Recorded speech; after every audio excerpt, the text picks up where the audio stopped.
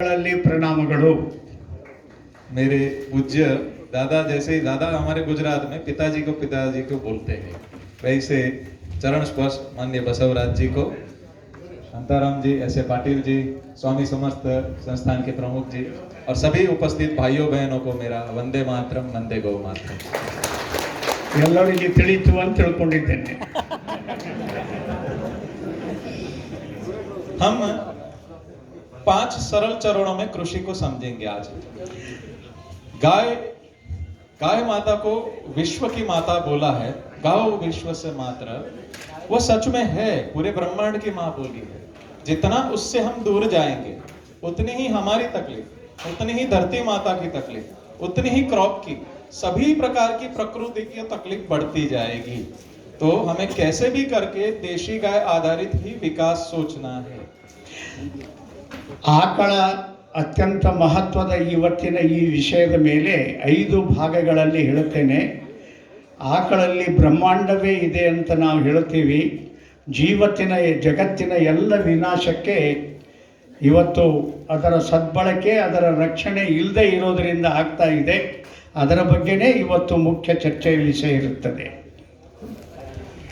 पंचगव्य को सर्वश्रेष्ठ औषधियों में से एक माना है।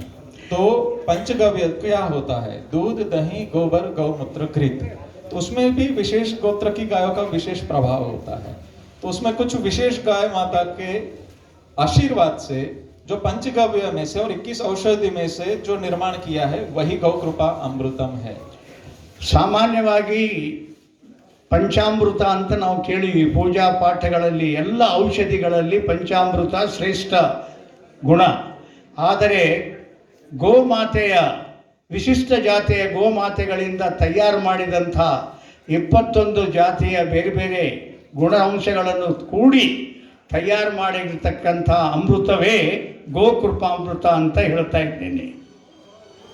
हम जो गौशाला चला रहे या पिंजरा पुल चला रहे वो आपातकालीन धर्म है। गौ माता का सच्चा घर किसान का घर ही है और उसके द्वारा ही पक्का समाधान निकलना, तो वो वापस प्रस्थापन करने का ही हमारा भाव। ನಾವೇನೋ ಗೋಶಾಲೆಗಳು ಅಥವಾ ಗೋ ಸಂರಕ್ಷಣೆ ಕೇಂದ್ರಗಳು ಅಂತ ನಾವು ನಡೆಸ್ತಾ ಇದ್ದೀವಿ। ಆದರೆ ಸತ್ಯವಾಗಿ ಹೇಳಬೇಕಾದರೆ ರೈತರ ಮನೆಯೇ ಹಸುಗಳ ರಕ್ಷಣೆಯ ಸುಂದರವಾದ ಕೇಂದ್ರ। ಅದರಲ್ಲಿನೇ ಅದು ಮನೆಗೂ ಸುಖ ಇದೆ, ದೇಶಕ್ಕೂ ಸುಖ ಇದೆ। हम सीधे मुद्दे पे ज्यादा आने का प्रयत्न करता हूँ ताकि पूरे समय का आपको टेक्निकल रिजल्ट के साथ बात मिले। इसलिए सीधा सरल 5 चरणों में कैसे कृषि को करना है उसके ऊपर हम जाते हैं। गौ कृपा आधारित कैसे कर सकते हैं, आप नेक्स्ट करेंगे क्या? ನೇರವಾಗಿ ನಾನು ವಿಷಯಕ್ಕೆ ಬರ್ತೇನೆ। 5 ಪದ್ಧತಿಯ ಮುಖಾಂತರ ಗೋಕೃಪಾಮೃತದ ತಯಾರಿ ಮತ್ತು ಅದರ ಪರಿಣಾಮದ ಬಗ್ಗೆ ಹೇಳುತ್ತೇನೆ ನಾನು। देखिए यहाँ पे जो बॉटल दिख रही है, जो आपको बॉटल मिलेगी उसके ऊपर छेद रहेगा। आपको भी कभी किसी को देना है तो छेद चाहिए साथ में। इरली नीने यार माताडोरारे 200 लीटर पानी का ड्रम लेना है। उसके अंदर केमिकल नहीं होना चाहिए, तेल नहीं होना चाहिए, एकदम साफ ड्रम होना चाहिए। 200 लीटर पानी के अंदर ये गौ कृपा अमृतम 1 लीटर डाल देना है। उसी के अंदर देशी गाय की छाछ डालनी है 2 लीटर। विदेशी गाय का कल्चर अलग रहेगा छाछ का, भैंस का छाछ का कल्चर अलग रहेगा, डेयरी का कुछ अलग कल्चर से ही वो छाछ या दही बनता है। तो वो नहीं, सिर्फ और सिर्फ देशी गाय की बिलोने की छाछ और 2 किलो गुड़ का पानी बना के इसमें डाल देना है। हर रोज 1 मिनट हिलाना है। 1 हफ्ते के अंदर वो 1 का 200 बन जाएगा। ಮೊಟ್ಟ ಮೊದಲನೇ ಚರಣದಲ್ಲಿ ಅಂದರೆ ಒಂದು ಬ್ಯಾರಲ್ದಲ್ಲಿ ಸುಮಾರು 200 ಲೀಟರ್ದಷ್ಟು ನೀರನ್ನು ತೆಗಿಬೇಕು। ಅದರಲ್ಲಿ ಶುದ್ಧ ಆಕಳದ್ದೇ, ಅದು ಸಹ ದೇಸಿ ಆಕಳದ್ದೇ 2 ಲೀಟರ್ ಮಜ್ಜಿಗೆ, ಒಂದು ಅರ್ಧ ಲೀಟರ್ ಹಾಲಿನಲ್ಲಿ 2 ಲೀಟರ್ ಮಜ್ಜಿಗೆ ಮಾಡಬಹುದು ದೇಸಿ ಆಕಳದು, ಅದರಲ್ಲಿ ಸೇರಿಸಬೇಕು। ಜೊತೆಯಲ್ಲಿ ಅದರಲ್ಲಿ 2 ಕಿಲೋ ಬೆಲ್ಲವನ್ನು ಸೇರಿಸಬೇಕು ಮತ್ತು ಕಟ್ಟಿಗೆಯಿಂದ ಆ ಬ್ಯಾರಲ್ದಲ್ಲಿ ನೀರೇನು ಕಲ್ತಿರ್ತದೆ ಅದು ಇರ್ತದೆ, ಅದರಲ್ಲಿ ಗೋಕೃಪಾಮೃತದ 2 ಬಾಟ್ಲಿ ಹಾಕಬೇಕು। ಹಾಕಿದ ನಂತರ ನಿತ್ಯ 1 ನಿಮಿಷ ತಿರುಗಿಸ್ಬೇಕು। ಎಷ್ಟೊತ್ತು? 1 ನಿಮಿಷ ತಿರುಗಿಸ್ಬೇಕು, ತಿಳಿತಿಲ್ಲ? 7 ದಿವಸ ತಿರುಗಿಸೋದು ಮುಗಿದ ತಕ್ಷಣ ಅದು 2 ಬಾಟ್ಲಿ ಹೋಗಿ 200 ಬಾಟ್ಲಿ ಗೋಕೃಪಾಮೃತ ತಯಾರಾಗುತ್ತದೆ. ये बन गया 200 लीटर, उपयोग करते करते 10 लीटर हो गया, वापिस अंदर 2 किलो छाछ और 2 किलो गुड़ डालेंगे, वापिस 1 हफ्ते में 200 बन जाएगा। ಇದನ್ನು ಉಪಯೋಗ ಮಾಡ್ತಾ ಮಾಡ್ತಾ ಅದರಲ್ಲಿ 180 ಲೀಟರ್ ಖರ್ಚಾಯಿತು, 190 ಲೀಟರ್ ಖರ್ಚಾಯಿತು, 10 ಲೀಟರ್ ಉಳಿತು ಅಂದರೆ ಅದರಲ್ಲಿ ಮತ್ತೆ ನೀರು ಹಾಕಿ, ಮತ್ತೆ 2 ಕಿಲೋ ಬೆಲ್ಲ ಹಾಕಿ, ಮತ್ತೆ 2 ಲೀಟರು ದೇಸಿ ಮಜ್ಜಿಗೆ ಹಾಕಿ, ಮತ್ತೆ 1 ವಾರ ನಿತ್ಯ 1 ನಿಮಿಷ ಬಡಿಗೆಯಿಂದ ತಿರುಗಿಸಿ ಮತ್ತೆ 200 ಲೀಟರ್ ತಯಾರಾಯಿತು. आपको 200 बन गया, उसमें से 1 लीटर किसी और को दिया, उनका भी 200। सादी भाषा में हम बोले तो ये जामन हो गया। जामन का भी खत्म हो सकता है क्या? हजारों साल चल सकता है। आपके घर पे ही ये फैक्ट्री बनने जा रही है जामन। ಇದು ಒಂದು ರೀತಿಯಿಂದ ನಮ್ಮ ಮನೆಯಲ್ಲಿಯೇ ಫ್ಯಾಕ್ಟರಿ ಇದ್ದ ಹಾಗೆ. ಯಾವ ರೀತಿ ಮನೆಯಲ್ಲಿ ನಿತ್ಯ ಹಾಲಿಗೆ ಹೆಪ್ಪಾಕಿ ನಾವು ಮೊಸರನ್ನು ತಯಾರು ಮಾಡ್ತೀವೋ ಅದೇ ರೀತಿ ಇದರಲ್ಲಿ 1 ಲೀಟರ್ 2 ಲೀಟರ್ ನಿಮ್ಮ ಪಕ್ಕದ ಮನೆಯಲ್ಲಿ ಯಾರಿದ್ದಾರೆ, ಯಾರು ಬೇಕಾದವರಿಗೂ ಇದರ ಉಪಯೋಗ ಮಾಡಲಿಕ್ಕೆ, ತಯಾರು ಮಾಡಲಿಕ್ಕೆ ದಾನವಾಗಿಯೂ ಕೊಡಬಹುದು. ये हो गया पहला चरण। सरल है, सबको समझ में आ गया? ಇದು ಎಲ್ಲರಿಗೂ ತಿಳಿತಾ ಮೊದಲನೇ ಚರಣ? ಜೋರಾಗನ್ರಿ. ಹಾ. और ये सबसे बड़ी बात ये है कि इसको ऐसा कुछ भी नहीं है झंझट कि ये खराब होना। जैसे कलर बदल सकता है, हरा होगा, काला कलर होगा, परिणाम नहीं बदलेगा। सुगंध बदलेगी, परिणाम नहीं बदलता है। ऊपर छोटे कीड़े भी पड़ेंगे, उसको छान के वापस उपयोग कीजिए, परिणाम नहीं बदलता। परिणाम नहीं बदलता तभी हमको वापस रिंग करना है। तो ये आपको हफ्ते के बाद उपयोग करना है, हफ्ते के अंदर ही करना, ऐसा कुछ भी नहीं है। महीने के बाद उपयोग कीजिए, 3 महीने के बाद कीजिए, 6 महीने के बाद कीजिए, खराब नहीं होता है। और दूसरा कि इसके अंदर कुछ बैक्टीरिया ऐसे है, अपने शरीर में से ऐसे एंजाइम छोड़ते हैं कि नए काम के जो जीवाणु है उसको पैथोजन बोलते हैं, वो 1% से ज्यादा बढ़ता ही नहीं है। सिर्फ इतना करना है कि हर 1.5 महीने, अगर बारिश की खेती है तो 1.5 महीने के अंदर वापस थोड़ा गुड़ छाछ डाल देना है, तो वो बैक्टीरिया को भोजन मिलता जाएगा, अपने आप वापस उनकी कॉलोनी बनती जाएगी। ಮತ್ತು ಇದು ಒಮ್ಮೆ ಮಾಡಿದ ಮೇಲೆ 1 ತಿಂಗಳಾದ ಮೇಲೆ, 2 ತಿಂಗಳಾದ ಮೇಲೆ, 3 ತಿಂಗಳಾದ ಮೇಲೆ ಇದನ್ನು ನಾವು ಬಳಕೆ ಮಾಡಬಹುದು. ಅದರ ಬಣ್ಣ ಬದಲಾಯಿಸಬಹುದು, ಹಸಿರು ಬಣ್ಣಕ್ಕೆ ಬರಬಹುದು, ಸ್ವಲ್ಪ ವಾಸನೆ ಬರಬಹುದು, ಸ್ವಲ್ಪ ಹುಳ ಆಗಬಹುದು, ಅದರ ಕ್ವಾಲಿಟಿ ಕೆಡಂಗಿಲ್ಲ. ಆದರೆ 6 ತಿಂಗಳು 5 ತಿಂಗಳು ಆಯ್ತಂದರೆ ಅದರಲ್ಲಿ ಸ್ವಲ್ಪ ಬೆಲ್ಲ ಹಾಕಿದೆವು ಅಂದರೆ ಅದರಲ್ಲೇನೋ ಒಂದು ಬೇರೆ ಜೀವಾಣು ಹುಟ್ಟಿರ್ತದೆ, ಆ ಬೆಲ್ಲ ತಿಂದು ಅವು ಸತ್ತು ಹೋಗ್ತವೆ, ಮತ್ತೆ 100ಕ್ಕೆ 100 ಶುದ್ಧವಾದ ಗೋಕೃಪಾಮೃತ ಇರುತ್ತದೆ. अभी हम दूसरे चरण के ऊपर जाते हैं। दूसरा चरण क्या है? 1 गाय 1 एकड़ का हमारा दर्शन है, कम से कम 1 गाय 1 एकड़। समझ लीजिए, यहाँ पे तुवेर दाल ज्यादा उगती है ना, तो तुवेर दाल अगर उगाई तो दाना बाहर बेचा, पत्ता तो निकलेगा ही, तो कम से कम 1 एकड़ में 2 गाय का पत्ता निकलेगा कि नहीं? तो नई दूध देने वाला नंदी भी या गाय भी वो पत्ता और उसकी डाली खा करके गोबर गौमूत्र तो देंगे ही। तो कम से कम 4 टन गोबर देती है एक गाय और 8000 लीटर गौमूत्र देती है। उसको ऐसा 2 फीट ऊंचा 2 फीट चौड़ा लंबा लाइन कर देना है, उसके ऊपर 50 लीटर बैक्टीरिया छिड़क देना है गौकृपामृतम, उसको गीला रखना है, चाहे ड्रिप लगा दो, चाहे 3-4 दिन में पानी छोड़िए। 60 दिन में वर्मी कंपोस्ट जैसा खाद बन जाएगा। इसके अंदर वर्मी का कंपोस्ट करने के खाद है, बैक्टीरिया है जो कंपोस्ट का काम करते हैं। तो 60 दिन में आपका खाद ठंडी प्रोसेस में गुणवत्ता युक्त खाद बन जाएगा। ಮತ್ತು 1 ಎಕರೆಗೆ ಸಾಮಾನ್ಯವಾಗಿ ನಾವು ಈ ಭಾಗದಲ್ಲಿ ತೊಗರಿ ಬೆಳಿತೀವಿ. ಭೂಮಿಯ ಫಲವತ್ತತೆಯನ್ನು ಹೆಚ್ಚು ಮಾಡಬೇಕಾದರೆ 1 ಆಕಳು ಸುಮಾರು कितना litre? 50 litre. 50 litre bacteria 1 ton गोबर में छिड़कते हैं।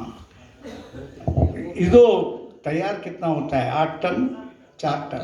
हाँ, गोबर 1 गाय का 4 टन गोबर तैयार होगा। 8000 लीटर गौमूत्र हर साल होता है। 1 ವರ್ಷಕ್ಕೆ 4 ಟನ್ನು ಗೊಬ್ಬರ ತಯಾರಾಗುತ್ತೆ 1 ಆಕಳದಿಂದ. ಅದೇ ರೀತಿ ಸುಮಾರು 8000 ಲೀಟರ್ ಗೋಮೂತ್ರ, 8000 ಲೀಟರು ಗೋಮೂತ್ರ ಬರುತ್ತದೆ. ಅದು ಆ ಕ್ರಿಯೆಯಲ್ಲಿ ಹಾಕಿದರೆ ನಮಗೆ ಶುದ್ಧವಾದಂತಹ ಗೊಬ್ಬರ 1 ಎಕರೆಗೆ ಎಷ್ಟು ಬೇಕೋ ಅಷ್ಟು ಸಿಗುತ್ತೆ.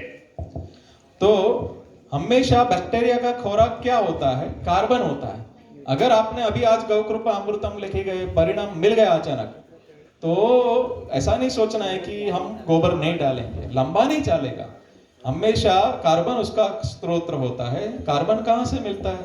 वनस्पति के कचरे से मिलता है, जर्सी गाय के गोबर से मिलता है, भैंस के उसमें से मिलेगा। सिर्फ और सिर्फ देशी गाय के गोबर में ही 1200 कंपाउंड है, उसी के गौमूत्र में 5100 कंपाउंड है। तो इससे जो खाद और कार्बन मिलेगा वैसा दुनिया में और कहीं पर से भी नहीं मिलेगा। ಈ ಭೂಮಿಯ ಫಲವತ್ತತೆಯನ್ನು ಹೆಚ್ಚು ಮಾಡಬೇಕಾದರೆ ಆಕಳ ಸೆಗಣೆ ಮತ್ತು ಮೂತ್ರದಲ್ಲಿ 5000 ಮತ್ತು 1200 ಪ್ರಕಾರದ ಒಂದು ವಿಶಿಷ್ಟ ಔಷಧೀಯ ಗುಣ ಇರತಕ್ಕಂಥ ವಸ್ತುಗಳು ಇರ್ತವೆ. ಮತ್ಯಾವುದರಲ್ಲಿನೂ ಇಷ್ಟು ಸಿಗೋದಿಲ್ಲ, ತಿಳಿತಿಲ್ಲ. ಇದನ್ನು ಈ ರೀತಿ ಉಪಯೋಗ ಮಾಡೋದರಿಂದ ಭೂಮಿಯ ಗುಣವತ್ತತೆ ಹಾಳಾಗೋದಿಲ್ಲ ಮತ್ತು ಇನ್ನೂ ಕ್ವಾಲಿಟಿ ಸುಧಾರಿಸ್ತದೆ. और ये दूसरे चरण के अंदर ही हम देखेंगे कि गोबर गैस के जैसा स्लरी जैसा अगर गोबर गैस आपने बनाया जिससे स्लरी निकला, या फिर ऐसे ही स्लरी बनाना, गोबर गैस नहीं है तो गड्ढा करके छांव में प्लास्टिक लगा के गोबर डाल दिया, जो भी हर रोज निकला गौमूत्र अंदर डालते गए और बैक्टीरिया डालते गए। जब भी पानी दिया खेत में, वो स्लरी फ्लड इरिगेशन में साथ में बहा दिया, तो परिणाम अनमैच्ड मिलेंगे और ज्यादा सुंदर परिणाम मिलते, क्योंकि पूरा लाइव कल्चर उसके साथ में लाइव गोबर के साथ जाता है। ಗೋಮೂತ್ರ ಮತ್ತು ಈ ಸೆಗಣಿಯಿಂದ ಏನು ಸ್ಲರಿ ಅಂತ ಹೇಳಿ ನಾವು ತೆಗ್ಗು ಮಾಡಿ ಅಥವಾ ತಳಗಿಟ್ಟು ಅದನ್ನು ನಾವು ಭೂಮಿಯಲ್ಲಿ ಹರಿಲಿಕ್ಕೆ ಬಿಟ್ಟರೆ, ಹಿಂದೆ ನಾವೇನು ಜೀವಾಮೃತ ಅಂತ ಕರಿತಿದ್ದೀವಲ್ಲ, ಅದಕ್ಕಿಂತಲೂ ಹೆಚ್ಚು ಪರಿಣಾಮಕಾರಿಯಾದಂಥ ಇದು ವಸ್ತು ಭೂಮಿಯ ಗುಣವತ್ತತೆ ಮತ್ತು ಉತ್ಪಾದನೆಗೆ ಕೆಲಸ ಮಾಡುತ್ತದೆ. दूसरा कि हम जो देसी गोबर का जो ढेर करते हैं हर साल, इतना बड़ा ढेर करके अंदर हाथ डालेंगे तो गर्म होएगा, जो अपना रूटीन परंपरा है इसमें। तो क्या होता है, उसमें हमको घास के बीज जलाने के लिए वो करते हैं, अंदर निंदाई के बीज के लिए।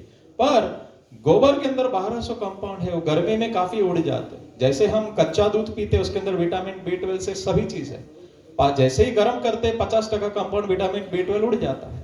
वैसे ही गोबर में और गौमूत्र में जो है बड़ा ढेर करके अंदर बहुत गर्मी जनरेट होता है, तो गुणवत्ता डाउन होता है। ये दोनों प्रोसेस में ठंडी प्रोसेस में काम होता है, तो गुणवत्ता खाद की बहुत सविशेष बनी रहती है। ಇದು ತಂಪಾದ ವಾತಾವರಣದಲ್ಲಿ ಗೊಬ್ಬರ ಮತ್ತು ಗೋಮೂತ್ರದಿಂದ ಸಲರಿ ತಯಾರು ಮಾಡಿದರೆ ಗುಣವತ್ತತೆ ಹೆಚ್ಚಾಗುತ್ತೆ. ನಾವು ಕೆಲವೊಂದು ಸಲ ತಿಪ್ಪೆ ಗೊಬ್ಬರ ಹಾಕ್ತೀವಲ್ಲ, ಆ ಗೊಬ್ಬರ ಹೊಡ್ಡು ಬಂದಾಗ ನೀವು ಒಳಗೆ ಕೈ ಹಾಕ್ರಿ ಬೆಂಕಿ ಇದ್ದಂಗೆ ಇರ್ತದೆ. ಆದರೆ ಕಂಟಿನ್ಯೂಸ್ ಸ್ಟಾಕ್ ಇಟ್ಟರೆ ಅದು ಅಲ್ಲಿಯ ಗುಣವತ್ತತೆ ಒಳಗೆ ಸುಟ್ಟು ಸತ್ತು ಹೋಗುತ್ತದೆ. ಹೇಗಂದರೆ ಈಗ ಆಕಳ ಹಾಲಿದೆ ಅಂತ ತಿಳ್ಕೊರಿ, ವಿಟಾಮಿನ್ B12 ಅಂತ ನಾವೇನು ಕರಿತೀವಿ, ಆರೋಗ್ಯಕ್ಕೆ ಅತ್ಯಂತ ಅವಶ್ಯಕ. ಸೀದಾ ಹಸಿ ಹಾಲು ಕುಡಿರಿ, 100% ರಿಸಲ್ಟ್ ಸಿಗ್ತದೆ. ನೀವು ಹಾಲು ಕಾಸಿದ್ರಿ, ಗುಣವತ್ತತೆ ಕಡಿಮೆ ಆಯಿತು. ಹಾಗೆಯೇ ಭೂಮಿಯ ಫಲವತ್ತತೆ ಹೆಚ್ಚಾಗಬೇಕಾದರೆ ಇದೇನು ನಾವು ತಯಾರು ಮಾಡ್ತೀವಿ ಗೋಮೂತ್ರ ಗೊಬ್ಬರದಿಂದ, ಅದು ತಂಪಾದ ವಾತಾವರಣದಲ್ಲಿ ತಯಾರು ಮಾಡಬೇಕು. अभी हम तीसरे चरण पे जाएंगे। दूसरा सबको समझ में आया? ಎರಡನೇ ವಿಷಯ ತಿಳಿತಾ ಎಲ್ಲರಿಗೆ? तीसरे चरण में उपयोग कैसे करना है और कितना करना है। जैसे इसको गालने चालने का कुछ झंझट नहीं है, तो लेबर का इश्यू है तो कोई चिंता नहीं है। ड्रिप में जैसे आपने वेंचुरी लगा दिया तो ड्रिप में इजीली चला जाता है, और ड्रिप के अंदर कचरा होगा तो उसको भी साफ करने का ये बैक्टीरिया काम करता है, तो ड्रिप का साफ सफाई का भी काम करता रहेगा। ये स्प्रिंकलर में भी चला जाता है, फ्लड इरिगेशन में चला जाता है, आप देख सकते हैं। तो यूजर फ्रेंडली है, उपयोग के लिए सरल है।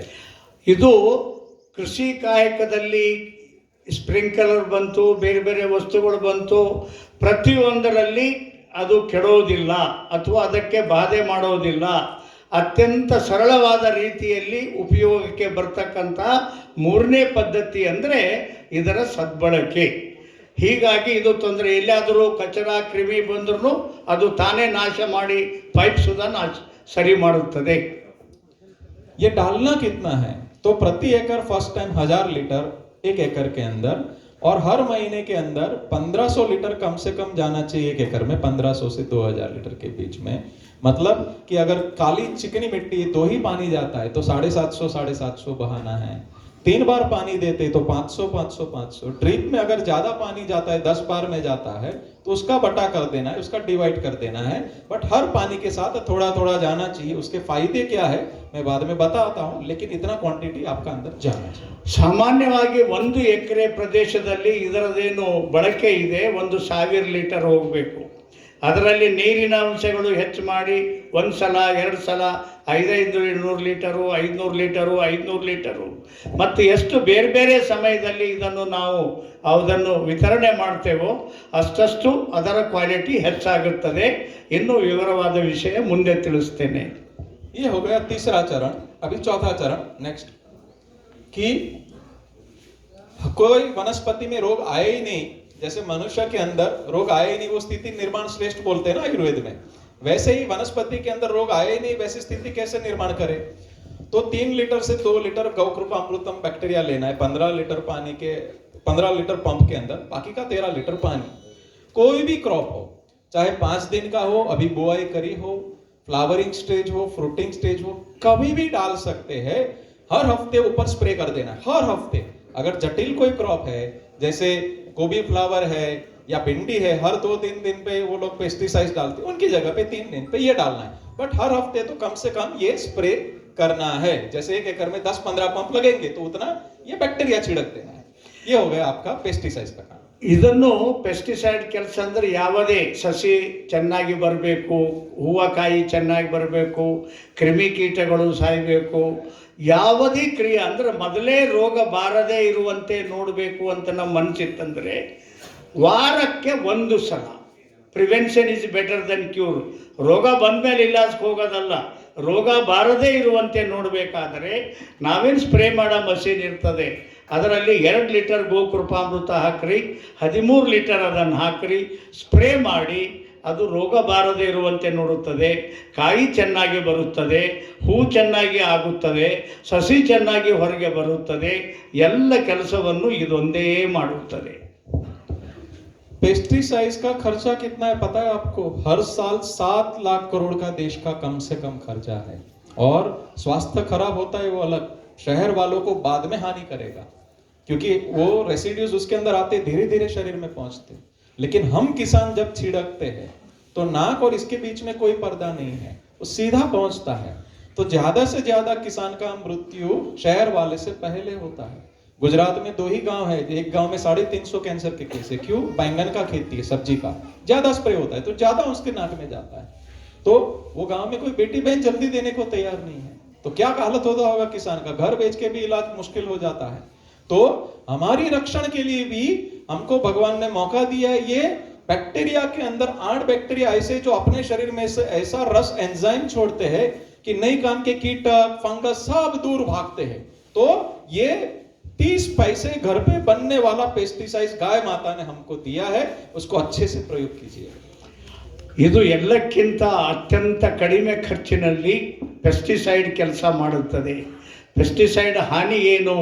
ನಾವೇನು ಕೆಮಿಕಲ್ಲು ಔಷಧಿ ಹೊಡಿತೀವಲ್ಲ, ಇದು ದೊಡ್ಡ ಊರಾಗಿದ್ದ ಮಂದಿ ಏನು ಅನಾಜ್ ತಿಂತಾರಲ್ಲ, ಅನಾಜ್ದಾಗ ಹೋಗಿ ಹೋಗಿ ಅವರಿಗೆ ತಡ ಮಾಡಿ ಹಾನಿ ಮಾಡುತ್ತದೆ. ಆದರೆ ರೈತ ಇದನ್ನು ಸ್ಪ್ರೇ ಮಾಡೋದರಿಂದ ನೇರವಾಗಿ ರೈತನ ಮೂಗಿನ ಮುಖಾಂತರ ತಲೆಗೆ ಏರುತ್ತದೆ ಮತ್ತು ಇದಕ್ಕೆ ಬಲಿಯಾಗ್ತಾನೆ. ಗುಜರಾತ್ನಲ್ಲಿ ಒಂದು ಗ್ರಾಮದಲ್ಲಿ ಒಂದೇ ಊರಿನಲ್ಲಿ 3,500 ಜನ ಕ್ಯಾನ್ಸರ್ ರೋಗಿಗಳಿದ್ದಾರೆ. ಅಲ್ಲಿ ಬದನೆಕಾಯಿಗೆ ಮನ ಬಂದಂತೆ ಈ ಕ್ರಿಮಿನಾಶಕ ಹೊಡಿತಾರೆ. ಒಂದು ವರ್ಷಕ್ಕೆ ನಮ್ಮ ದೇಶದಲ್ಲಿ 7 ಲಕ್ಷ ಕೋಟಿ ರೂಪಾಯಿಯ ಪೆಸ್ಟಿಸೈಡ್ ಹೊಡಿತಾರೆ. ದೊಡ್ಡವರಿಗೆ ಏನು ಹಾನಿ ಆಗುತ್ತೆ, ಆದರೆ ಗ್ರಾಮದಲ್ಲಿ ಇದನ್ನು ಬಳಸ್ತಕ್ಕಂಥ ರೈತರಿಗೆ ಬಹುದೊಡ್ಡ ಹಾನಿ ಆಗುತ್ತೆ. ಅದರಿಂದ ಉಳಿಬೇಕು. ಮತ್ತು ಆಮೇಲೆ ಆ ಊರಿಗೆ ಹೆಣ್ಣು ಕೊಡ್ಲಕ್ಕೂ ಜನ ತಯಾರಾಗಲ್ಲ. ಈ ಊರಿಗೆ ಕೊಟ್ಟರೆ ರೋಗಿಸ್ತಾರಂತೆ. ये तो कैंसर सिर्फ बात कही, आगे डॉक्टर साहब ने जो बोला था मंद बुद्धि से लेकर के बहुत सारी तकलीफें अगर हमने समय पे नहीं छोड़ा तो बहुत सारे प्रश्न भविष्य में आएंगे। ಸಮಯದೊಳಗೆ ನಾವು ಬುದ್ಧಿವಂತರಾಗದಿದ್ದರೆ ಮಂದ ಬುದ್ಧಿ ಇನ್ನಿತರ ಬೇರೆ ಬೇರೆ ರೋಗಗಳು ಸಹ ಮುಂದೆ ಬರುತ್ತವೆ. ये हो गया 4 स्टेप। अभी लास्ट 5वां चरण। ये 5वां चरण कभी उपयोग करना है? कोरोना जैसी महामारी कुछ वनस्पति में आ गई, कुछ भी हो गया, कोई कंट्रोल ही नहीं हो रहा है, तो क्या करना है? एक ड्रम के अंदर 40 दिन पुरानी छाछ बना के रखना है। वो फिर 1 साल पुरानी होने दो, 2 साल पुरानी होने दो, चलेगा। उसके अंदर कॉपर के टुकड़े, तांबे के टुकड़े रख देने हैं, तो तांबे का गुण छाछ में आ जाता है। तो 200 ml से आजू बाजू ये छाछ ले लेनी है, 200 ml गौ कृपामृतम ले लेना है, 200 ml ताजा गौमूत्र, पुराना नहीं तो बहुत गर्म पड़ेगा वो, और बाकी का पानी 15 लीटर में पहले 1 रो में डाल के देखना है। सुंदर परिणाम मिलेगा, लगभग 99% सबके समाधान हो जाते। ठीक लगा, पूरे में कर सकते। कहीं फंगस लगी अगर पत्ते में तो पत्ते गिर जाएंगे, पौधा नहीं मरेगा, वापिस पत्ते निकलेंगे। तो ये आपातकालीन इमरजेंसी में ही उपयोग करना है। ಆಪತ್ಕಾಲದಲ್ಲಿ ಅಂದರೆ ನಮಗಲ್ಲ, ಈಗ ಹೆಂಗೆ ಮನುಷ್ಯ ಕೊರೋನಾ ಬಂದದಲ್ಲ ಹಂಗ ಬೆಳೆಗೆ ಆಪತ್ಕಾಲ, ಇದು ಎಂದೂ ಬರಲಾರ್ದ ರೋಗ ಬಂದದಂತ ನಾವು ಅಂತೀವಲ್ಲ, ಅಂಥ ರೋಗ ಬಂತಂದರೆ ಒಂದು ತಾಜಾ ಗೋಕೃಪಾಮೃತ ಅದು 200 ಮಿಲಿಲೀಟರ್ ತಗೋಬೇಕು. ಅದೇ ರೀತಿ ಹಳಿದು ಗೋಕೃಪಾಮೃತ ಇತ್ತಂತ ತಿಳ್ಕೊರಿ, ಅದು ಅದರಲ್ಲಿ ಅಷ್ಟೇ ಸೇರಿಸಬೇಕು.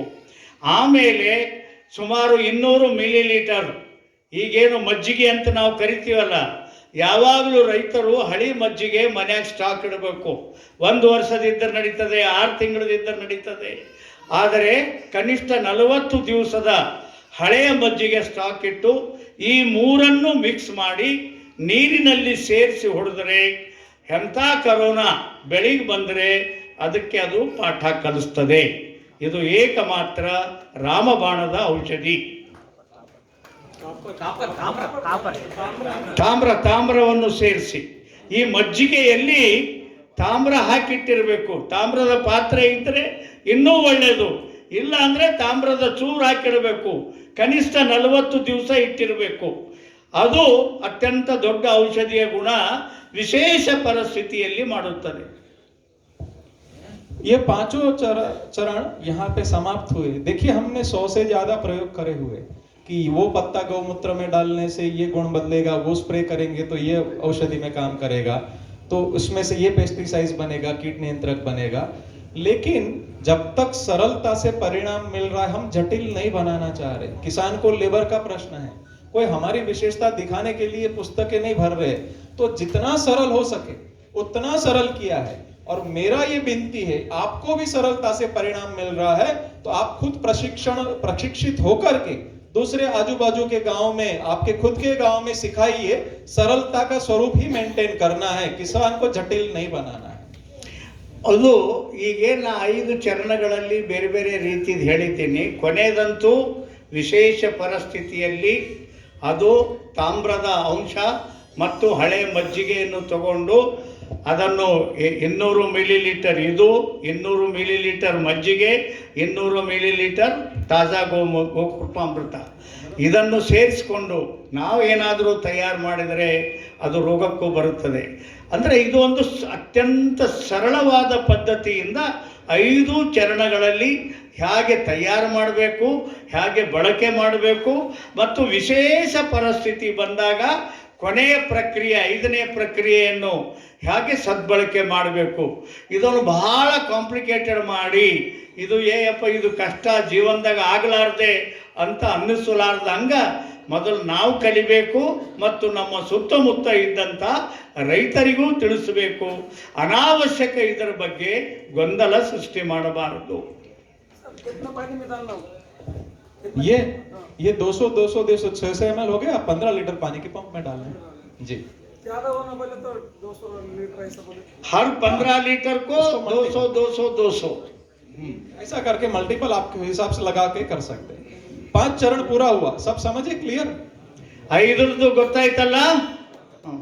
अभी ये कैसे 7 दिन के अंदर ही आपके खेत में यूरिया, डीएपी और पेस्टिसाइड्स को बंद कर सकते हैं, उसके पीछे का टेक्नोलॉजी क्या काम करता है वो आपको शांत मन से समझना है। क्योंकि मैं चाहता हूं आपके खेत के आप छोटे वैज्ञानिक बन जाए और भविष्य में आपको कोई भी मूर्ख बना के घर से गाय निकलवाए नहीं। इसलिए मुझे सबका मन यहाँ पे शांत मन से चाहिए। तो ಈಗ ನಾನು ನಿಮಗೆಲ್ಲರಲ್ಲಿ ಅತ್ಯಂತ ಕಳಕಳಿಯಿಂದ ವಿನಂತಿ ಮಾಡ್ತೇನೆ, ಇದರ ಪ್ರಕ್ರಿಯೆ ಒಂದು ಮುಗೀತು.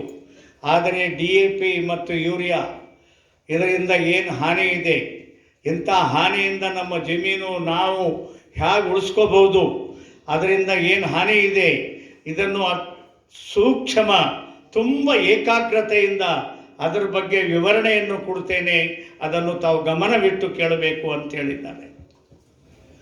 और जो भी हम बोलते आज तो आपको करना क्या है, मैं कभी नहीं बोलता हूँ आप एक रात में बदल जाइए. आपके पास अगर 10 एकड़ भूमि माता है उसमें से आधे एकड़, पाव एकड़ या 20 बाय 20 फीट में ही प्रयोग करिए, पर जितना करिए एकदम सटीक प्रयोग करना है. ಒಂದೇ ಒಂದು ವಿನಂತಿ ಅಂದರೆ, ಈಗ ನಾ ಬಂದು ಹೇಳೀನಿ, ಮೊದಲನೇ ದಿವಸ ನಿಮ್ಮಲ್ಲಿ 10 ಎಕರೆ ಇತ್ತಂದ್ರೆ 10 ಎಕರೆದಾಗ ಮಾಡ್ಲಕ್ಕೆ ಹೋಗ್ಬೇಡ್ರಿ. 1 ಎಕರೆ ಆಗ್ತದ, ನಾ ಹೇಳಿದಂಗ 1 ಎಕರೆ ಮಾಡ್ರಿ. ಇಲ್ಲ ಇನ್ನೂ ಅನುಮಾನ ಇದೆನಾ, ಅರ್ಧ ಎಕರೆ ಮಾಡ್ರಿ. ಇನ್ನೂ ಅನುಮಾನ ಇದೆನಾ, ಒಂದು 20 ಬೈ 20 ಫೀಟ್ ಮಡಿ ಮಾಡಿ ಅದ್ರಾಗ ನೀವು ಪ್ರಯೋಗ ಕರೆಕ್ಟಾಗಿ ಮಾಡಿ ನೋಡಿ. ಆಮೇಲೆ ಸರಿ ಕಂಡ್ರೆ ಅದನ್ನು ವಿಸ್ತಾರ ಮಾಡಿ. इसमें से कितने लोगों ने गौ कृपा अमृतम उपयोग किया है? ಇದರಲ್ಲಿ ಎಷ್ಟು ಜನ ಉಪಯೋಗ ಮಾಡಿದ್ದೀರಿ? कैसा परिणाम है? अच्छा है, ठीक है. लेकिन मेरा एक हमारी कल चर्चा हुई काफी समय कि काफी लोग सिर्फ गौ कृपा अमृतम डालते, गोबर नहीं डालते. तो मेरी विनती है सटीक प्रयोग करना. आपको कभी बोला है कि 2 थैली यूरिया डालना, तो कोई 1 थैली डालते हैं क्या? नहीं ना, 2.5-3 डाल देंगे. तो जितना हमने गोबर बोला है, जितना बैक्टीरिया बोला है, एग्जैक्ट तरीके से करेंगे, आपकी ऊंचाई बहुत बढ़ जाएगी, क्रॉप कुछ अलग लेवल के हो जाएंगे. ಮತ್ತು ಎಷ್ಟು ಹೇಳಿದ್ದೇವೆ ಅಷ್ಟೇ ಹಾಕಬೇಕು, ಬೆಳೆ ಸರಿಯಾಗಿ ಬರುತ್ತದೆ, ತಪ್ಪಿನೂ ಹೆಚ್ಚಿಗೆ ಹಾಕಬಾರ್ದು. अभी किस प्रक्रिया से ये तुरंत आपके खेत में एक्टिव होता है वो मैं चीज बताता हूँ. ये बैक्टीरिया का लिस्ट है और ये बैक्टीरिया के अंदर क्या क्या है मैं आपको बताता हूँ. जो हम यूरिया डालते वो क्या है, तो फैक्ट्री में यूरिया बनता है, हवा में से नाइट्रोजन से उसके दाने वगैरह बनते हैं. और क्या तुकाराम हाँ? क्या हो नहीं अभी से आगे से टेक्निकल वर्ड है तो वो बोलेगा. ट्रांसलेशन करते हैं. अच्छा, रिजल्ट्स में जाता है. ये नाइट्रोजन का फिक्सेसर, मतलब जो यूरिया क्या है, हवा में से अपन फैक्ट्रिया यूरिया के दाने बनाती है, उसमें 46% यूरिया होते हैं, बाकी का क्षार होता है. वो क्षार भी हम मिट्टी में डालते हैं, वो भी भविष्य में थोड़ा नुकसान करेगा. तो उसका 3 लाख करोड़ से ज्यादा देश का खर्चा है हर साल का. इसके अंदर इतने सारे बैक्टीरिया जीनस वो है जो कार्बन खा करके हवा में से सीधा नाइट्रोजन वनस्पति को देता है. मतलब यूरिया का जितना स्पीड में आप यूरिया डालने से कलर बदलता है वनस्पति का, परिणाम दिखता है वनस्पति में, उतनी ही स्पीड में इसके द्वारा भी परिणाम मिलता है. और उसके बाजू में जो आप देख रहे हैं वो फास्फोरस की उपलब्धि कराने वाले बैक्टीरिया है. फास्फोरस मतलब डीएपी हो गया. तो डीएपी का भी दाम बहुत बढ़ गया है, तो आप डाल के देखिए जरा कि ये रिप्लेस होता है क्या, तो तुरंत आपको परिणाम दिखेगा. इसके बाजू में जो ये बैक्टीरिया जीनस का जो लिस्ट है वो मैंने बताया था पेस्टिसाइड्स का, जो अपने शरीर में से ऐसा एंजाइम छोड़ते हैं कि नई काम के फंगस कीटक सब दूर भागते हैं. इवन 25,000 रुपए लीटर दवाई डालने से भी मिर्ची का कुकड़वाई नहीं जाता है, पपीता का वायरस निकालना मुश्किल है. ये बहुत सरलता से हफ्ते के अंदर उसको मेजर कंट्रोल कर लेता है. तो इतना प्रभावी स्वरूप में कीट नियंत्रक का भी यही काम करता है. इसके बाजू में जो आप देख रहे हैं वो अभी तक हमने जो भी टॉक्सिक जमीन में डाले हुए उसको विघटन करने वाले बैक्टीरिया है. तो मतलब अभी तक हमने जो जहर डाला है उसको भी विघटन करने वाले बैक्टीरिया जीनस इसके अंदर है, तो जमीन को वो ज्यादा समृद्ध बनाएंगे. ये जो ऊपर का जो बैक्टीरिया लिस्ट देख रहे हैं वो जमीन की फर्टिलिटी इंप्रूव करने वाले बैक्टीरिया, तो जमीन को एकदम सॉफ्ट बनाना, उसको समृद्ध बनाना, उसका काम करते हैं. ये जो बैक्टीरिया जीनस का जो लिस्ट आप देख रहे हो ग्रोथ प्रमोटिंग का काम करने वाले बैक्टीरिया जीनस है. मतलब वनस्पति का विकास अच्छा करना, फल फ्रूट बढ़ाना. और साथ में ऐसे बैक्टीरिया जीनस, जियो बैक्टीरिया जीनस है कि गोबर के अंदर से 1200 कंपाउंड है, उसके अंदर बहुत सारे बहुत अच्छे एलिमेंट्स भी है, अच्छे माइक्रोन्यूट्रिशंस भी है. वो सारा सूप अच्छे स्वरूप में वनस्पति को खिलाने का काम करता है. जैसे जिंक है, कोबाल्ट है, वो कम मात्रा में चाहिए बट वनस्पति को चाहिए. तो ये बहुत सूप अच्छे स्वरूप में खिलाने वाले बैक्टीरिया जीनस है इसके अंदर. ये सल्फर की उपलब्धि कराने वाले बैक्टीरिया है. तो ये सारे बैक्टीरिया जीनस जो है वो ऐसे है कि पूरा पैकेज दिखता है आपको कि मतलब यही बैक्टीरिया आपको ग्रोथ प्रमोटिंग का काम करेंगे, यही बैक्टीरिया कंपोस्टिंग का काम करते हैं, यही बैक्टीरिया आपको पेस्टिसाइड्स का काम करते हैं, यही बैक्टीरिया जमीन की फर्टिलिटी बढ़ा रहे। तो ये पूरा ऑल इन वन जैसा आपके खेत के लिए काम करेगा। इसीलिए मैं थोड़ा शांति से आपको समझने के लिए बोला था कि ये सब चीज आपके घर पे एक पेड़ के नीचे बनेगा।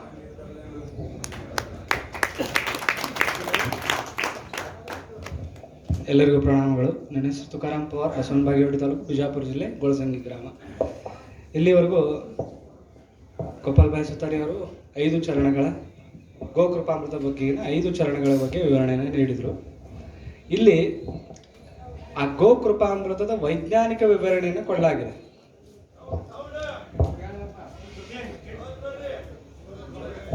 ಗೋಕೃಪಾಮೃತದ ವೈಜ್ಞಾನಿಕ ವಿವರಣೆಯನ್ನು ಕೊಡಲಾಗಿದೆ. ಇಲ್ಲಿ ಗೋಕೃಪಾಮೃತದಲ್ಲಿ ಹೆಚ್ಚು ಕಮ್ಮಿ ಒಂದು 65ರಿಂದ 70 ಪ್ರಕಾರದ ಸೂಕ್ಷ್ಮ ಜೀವಾಣುಗಳು ಅದಾವೆ.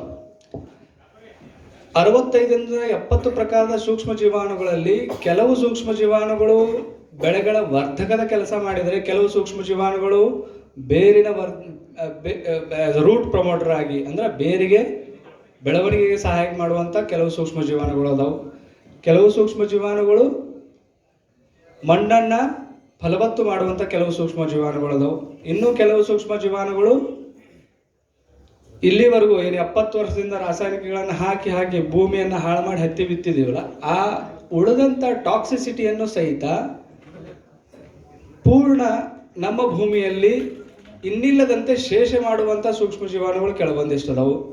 ಜೊತೆಗೆ ಅತಿ ಮುಖ್ಯವಾಗಿ ನಮ್ಮ ಬೆಳೆಗಳಿಗೆ ಬರುವಂಥ ಹಲವಾರು ರೋಗಗಳನ್ನು ಕಂಟ್ರೋಲ್ ಮಾಡುವಂಥ ಕೆಲವು ಸೂಕ್ಷ್ಮ ಜೀವಾಣುಗಳು ಅದರಲ್ಲಿ ಅದಾವು. ಅವು ಇಲ್ಲಿ ವಿವರಣೆ ಯಾವ್ಯಾವುದು ಅಂದರೆ, ಒಂದು ಇಂಪ್ರೂವ್ ಸಾಯಿಲ್ ಫರ್ಟಿಲಿಟಿ ಅಂತೇಳಿ ಅಂದರೆ ಅಲ್ಲಿ ಒಂದು 10-12 ಪ್ರಕಾರದ ಸೂಕ್ಷ್ಮ ಜೀವಾಣುಗಳ ಲಿಸ್ಟ್ ಇದೆ. ಆ ಸೂಕ್ಷ್ಮ ಜೀವಾಣುಗಳು ಏನೇನು ಮಾಡ್ತಾವ ಅಂತಂದ್ರೆ, ಭೂಮಿಯಲ್ಲಿ ಇದು ನೀರಿನ ಜೊತೆ ಆಗ ಹೇಳಿದರು 5 ಚರಣಗಳಲ್ಲಿ ಒಂದು ಚರಣದಲ್ಲಿ ನಿಮಗೆ ನೀರಿನ ಜೊತೆ ಎಷ್ಟೆಷ್ಟು ಬಿಡೋದು ಅಂತೇಳಿ ಹೇಳಿದರು. ಗೋಕೃಪಾಮೃತ 1 ಎಕರೆಗೆ 1000 ಲೀಟರ್ ಒಂದು ಸತಿ, ಎರಡನೇ ಅದಾದ ನಂತರ 1500 ಲೀಟರ್ ಪ್ರತಿ ತಿಂಗಳಿಗೆ ನೀರಿನ ಜೊತೆ 1 ಎಕರೆಗೆ ಹೋಗಬೇಕು ಅಂತ ಹೇಳಿದರು. ನೀರಿಗೆ ಗೋಕೃಪಾಮೃತ ಭೂಮಿಯಲ್ಲಿ ಬಿಟ್ಟಾಗ ಆ ಭೂಮಿಯಲ್ಲಿ ಈ ಪ್ರಕಾರದ ಸೂಕ್ಷ್ಮ ಜೀವಾಣುಗಳು ಆ ಭೂಮಿಯಲ್ಲಿರುವಂಥ ಕಲ್ಲು, ಕಸ, ಕಡ್ಡಿ, ಮಣ್ಣು ಮತ್ತು ಸಗಣಿ ಗೊಬ್ಬರ ಏನು ಹಾಕ್ತೀವಲ್ಲ ಅದನ್ನು ತಿಂದು ನೀರಿನಲ್ಲಿ ಕರಗುವಂಥ ಅನ್ನದ್ರವ್ಯಗಳಾಗಿ ಪರಿವರ್ತನೆ ಮಾಡ್ತಾವೆ. ಅಂದ್ರೆ ಬೇರಿಗೆ ನಮಗೆ ನೀರಿಗೆ ಕರಲಿಲ್ಲ ಅಂತಂದ್ರೆ ಡೈರೆಕ್ಟಾಗಿ ಕಸ ಕಡ್ಡಿ ತಿಂದು ಬೆಳೆಯೋಕ್ಕಾಗಂಗಿಲ್ಲ. ಅದಕ್ಕೆ ನೀರಿನೊಳಗೆ ಕರಗುವಂಗೆ ಕನ್ವರ್ಟ್ ಮಾಡ್ತಾವೆ, ದೊಡ್ಡದಿದ್ದು ಸಣ್ಣದ ಮಾಡ್ತಾವೆ. ನೀರಿನೊಳಗೆ ಯಾವಾಗ ಕರಗ್ತದೋ ಅವಾಗ ಮಾತ್ರ ಬೇರಿನ ಮುಖಾಂತರ ಬೆಳೆಗಳಿಗೆ ಹೋಗ್ತದೆ. ಬೆಳೆಗೆ ಹೋದಾಗ ಮಾತ್ರ ಬೆಳೆ ಚೆನ್ನಾಗಿ ಉತ್ಕೃಷ್ಟವಾಗಿ ಬರ್ತದೆ. ಅಂಥ ಕೆಲಸ ಮಾಡುವಂಥ ಕೆಲವು ಸೂಕ್ಷ್ಮ ಜೀವಾಣುಗಳು ಅಲ್ಲಿ ಅದಾವೆ. ಅದಾದ ನಂತರ ಇಲ್ಲಿ ಸಪ್ಲೈಸ್ ನೈಟ್ರೋಜನ್ ಅಂತ ಹೇಳಿ ಕರೆದಾರೆ. ಇಲ್ಲೊಂದು 10-15 ಪ್ರಕಾರದ ಸೂಕ್ಷ್ಮ ಜೀವಾಣುಗಳ ಲಿಸ್ಟ್ ಅದ. ಆ ಗೋಕೃಪಾಮೃತದಲ್ಲಿರುವಂಥ ಈ 10-15 ಪ್ರಕಾರದ ಸೂಕ್ಷ್ಮ ಜೀವಾಣುಗಳಿಗೆ ಮಾಡುವಂಥ ಕೆಲಸ ಏನು ಅಂತಂದ್ರೆ, ಈಗ ವಾತಾವರಣದೊಳಗೆ ಹೆಚ್ಚು ಕಮ್ಮಿ